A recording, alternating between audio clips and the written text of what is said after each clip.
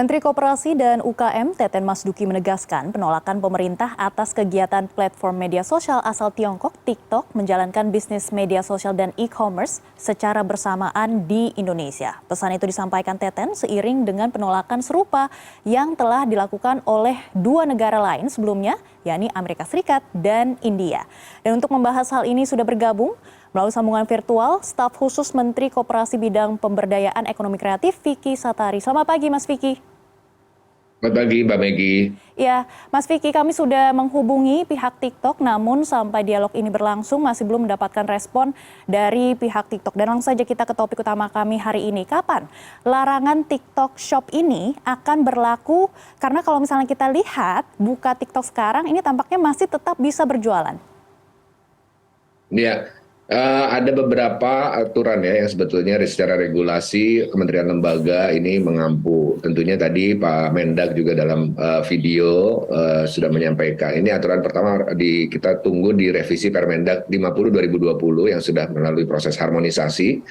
Kita sudah sampaikan usulan masukan.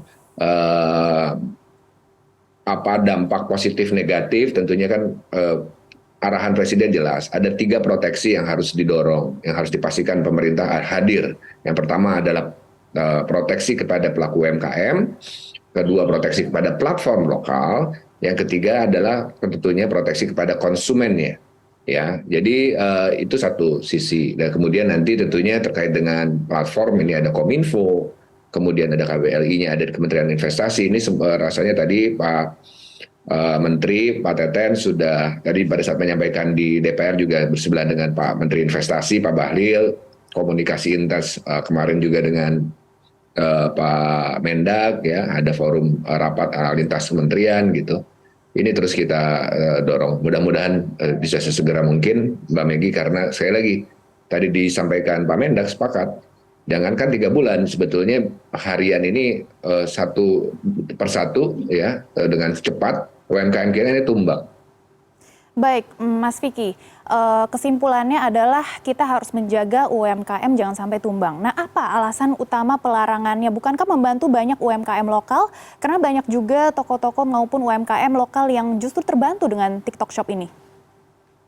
Jadi pertama dilihat dulu Mbak Megi, ya para pemirsa CNN, coba cek TikTok Shop.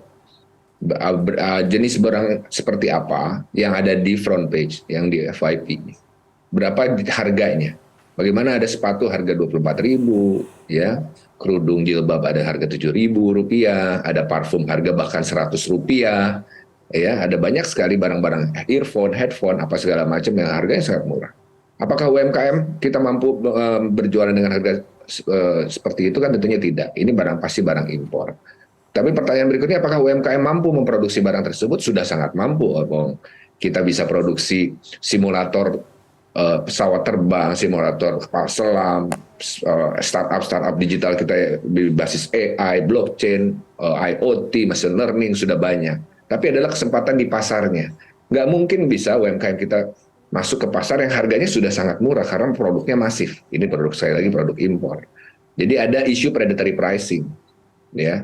Dan kemudian sekali lagi ini negara lain juga sudah atur kok. Jangankan tadi Pak Menteri sampaikan sudah India, Amerika, di Tiongkoknya sendiri sudah diatur bahwa ada larangan terkait dengan praktik monopoli platform, ya. Dia sebagai media platform komunikasi juga sekaligus platform transaksi. Ya, Amerika tadi memblokir media sosialnya sudah. Melarang media sosial bagi pegawai pemerintah sudah. Uni Eropa melarang menggabungkan data antar layanan. Nah, ini juga penting.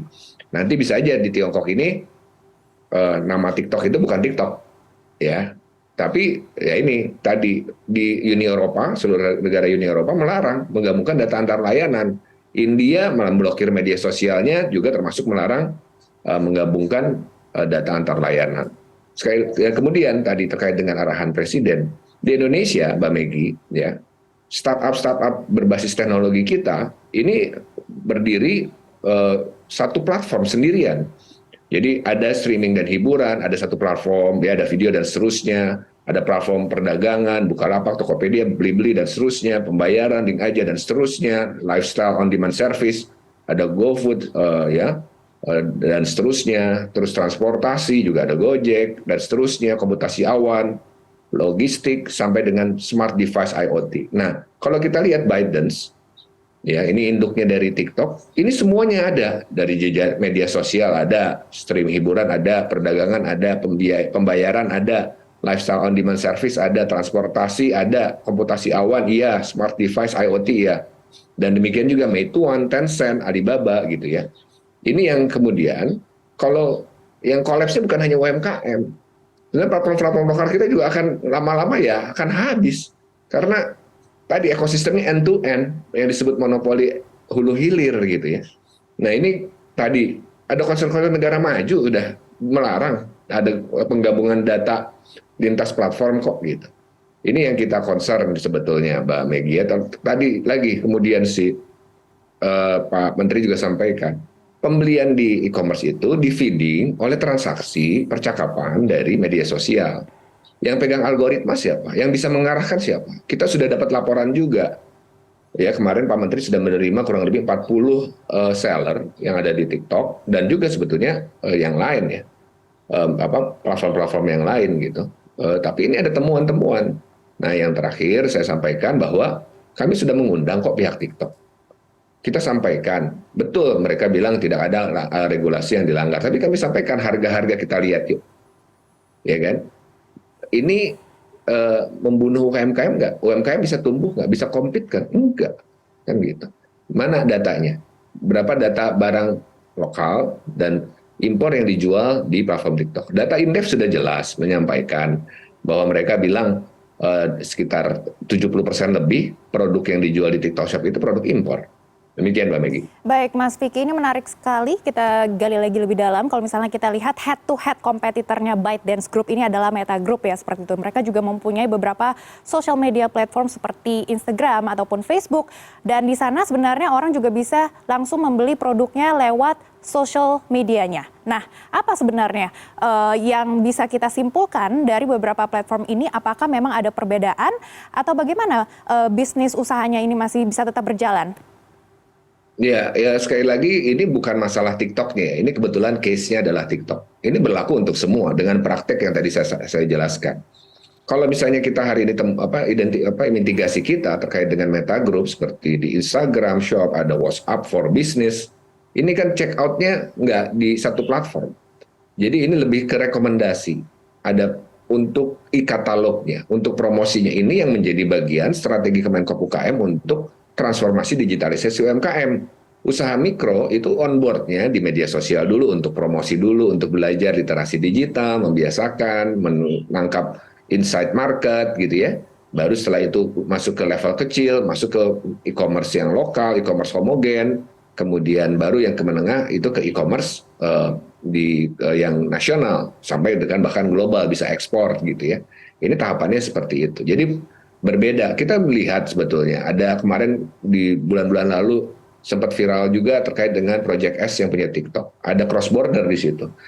Betul TikTok menjelaskan tidak ada cross border dilakukan di Indonesia, tapi kita bisa melihat toh itu sudah dilakukan di negara lain termasuk di UK gitu ya, di mana produk TikTok di UK ini kan sebetulnya sudah jelas bagaimana ada proses selain media sosial, maaf, media sosial, kemudian e-commerce, kemudian cross border sampai retail online, membuat produk sendiri white labeling.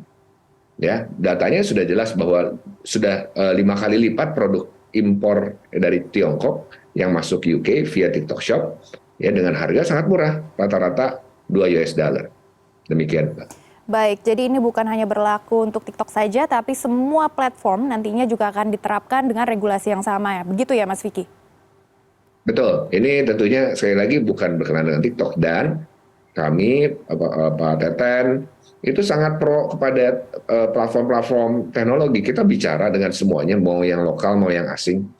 Kita bicara bagaimana memastikan mendampingi pelaku UMKM ini biar success rate ketika onboard di platform digital ini bisa sukses. Sekali lagi ya, bicara digitalisasi UMKM, media sosial itu menjadi platform penting. Tapi sekali lagi praktiknya, Jangan sampai kalau misalnya harga seperti ini kan kita udah dengar, kita udah banyak Pak Menteri kami di Kementerian Koperasi dan UKM banyak sekali dapat laporan bagaimana pedagang-pedagang di Tanah Abang misalkan udah teriak, kita coba live shopping untuk jualan satu pieces aja susah, sulit sekali gitu. Sedangkan ada berita bahwa wah ada satu influencer 24 jam jualan bisa 4 miliar, 8 miliar. Pertanyaannya sekali lagi, kita minta datanya, boleh. TikTok menyampaikan bahwa tidak ada regulasi yang dilanggar. Tapi faktanya UMKM kita nggak akan bisa bertahan kalau kondisinya ini didiamkan. Baik, Mas Vicky. Tadi Anda sudah menyebut, sudah mengundang pihak TikTok untuk berdiskusi. Bagaimana perkembangan diskusi ini? Langkah-langkah apa saja yang harus dilakukan oleh pihak TikTok selanjutnya? Ya, yang pertama tadi kita tunggu goodwill dalam hal ini teman-teman TikTok untuk bisa menyampaikan. Kalau memang betul dia bilang ada 2 juta seller UMKM betul, tapi pertanyaannya adalah produk apa yang dijual. Sehingga kan tinggal sampaikan aja data ke kami. Kalau memang benar pro UMKM, berapa persen brand lokalnya, berapa persen brand impornya, berapa SKU-nya. Kita bisa lihat masih tahun lalu top 5 produk kosmetik ya, health and beauty di TikTok itu ada 4 lokal baru pertama, karena TikTok Shop ini kan baru 2 tahunan kurang lebih, belum mungkin ya. Ada 1 yang brand asing. Hari ini kan brand asing semua. Bagaimana brand-brand ya kita brand-brand dari China ya, Skintific-nya, Originot gitu ya, ada 2003 menyalip merek asli Indonesia gitu ya. Kita udah punya data-data yang memang kita sampaikan juga. Sebetulnya kemudian ada goodwill. Nah, bicara goodwill ini tahun lalu kita pernah juga ingat ada kasus Mr. Who, di mana ada barang-barang dari cross border yang sangat murah sekali, ya. Dan kemudian kita panggil platformnya pada saat itu. Ada 2 platform asing, e-commerce asing yang kita undang untuk kita sampaikan. Itu langsung pada saat itu juga mereka langsung menutup kategori tertentu yang memang produknya ini udah sangat masif dari UMKM, ya, untuk tidak berjualan. Nah ini kan yang kita tunggu sebetulnya. Sekali lagi Mbak Megi, ini kalau kita terus diamkan, bayangkan UMKM kita ini jumlahnya 64 juta. Menyediakan 120 juta sampai 130 juta lapangan tenaga kerja atau setara dengan 97% lapangan tenaga kerja di Indonesia. Yang saat ini kemudian didorong ke arah seller. Kalau seller dibandingkan produsen, UMKM produsen ini kan menciptakan lapangan kerja tuh ini, UMKM produsen. Kalau ini habis, ya ini faktanya data. Studinya World Economic Forum 2021 menyebutkan masyarakat Indonesia menghabiskan 6,9 miliar US dollar untuk membeli 1,02 miliar hijab per tahunnya. Saat ini hanya 25% yang diproduksi lokal, 75% dari produk impor.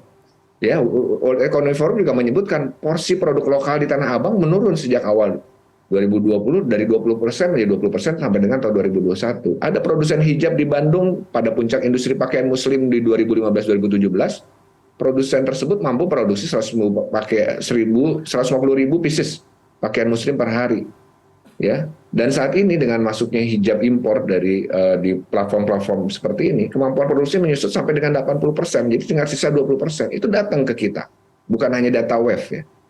Ini yang kita ingin ketuk hatinya sebetulnya teman-teman TikTok. Jadi kita cukup gini deh, kalau mau fair, kalau mau clear. Yang ini juga kita ingin dorong di revisi Permendag 50 2020. Apabila ada platform yang menjual produk impor, cukup 1 aja. Cantumkan izin barang impor resmi. Kan sederhana.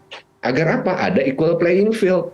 Karena kalau misalnya udah mengurus izin barang impor, artinya ya ada mengurus perizinan, mengurus sertifikasi, ngurusin BPOM, PIRT, halal gitu. Ya, ada BAB yang masuk. Orang UMKM-nya hari ini juga melakukan hal yang sama. UMKM harus ngurusin BPOM, PIRT, bayar. Sertifikasi halal, urusin, memenuhi semua persyaratannya, bayar. Kan kalau misalnya kita bukan bicara jangan sampai kita anti barang, kita anti asing, platform asing, menggabungkan data ini, enggak. Baik. Ada jutaan UMKM yang memproduksi, kemudian kompetisinya nggak sehat gitu loh Mbak Megi. Baik Mas Vicky, terakhir singkat saja Mas Vicky. kesimpulannya apakah social commerce di Indonesia ini akan dilarang atau diatur dengan regulasi dan juga tadi poin-poin yang harus dipenuhi dan masih akan tetap berjalan? By definition, social commerce adalah sosial media dan e-commerce. Nah, kalau misalnya tadi bicara terkait dengan referensi-referensi di negara-negara lain, tidak adanya penggabungan platform, data platform, monopoli platform, ini tentunya ini yang kita dorong untuk tetap aja dipisah. Demikian, Mbak Megi. Baik, kami akan terus memantau regulasi social commerce di Indonesia. Terima kasih Mas Vicky sudah bergabung bersama kami di CNN Indonesia Bisnis dan Referensi. Selamat bertugas kembali. Ya.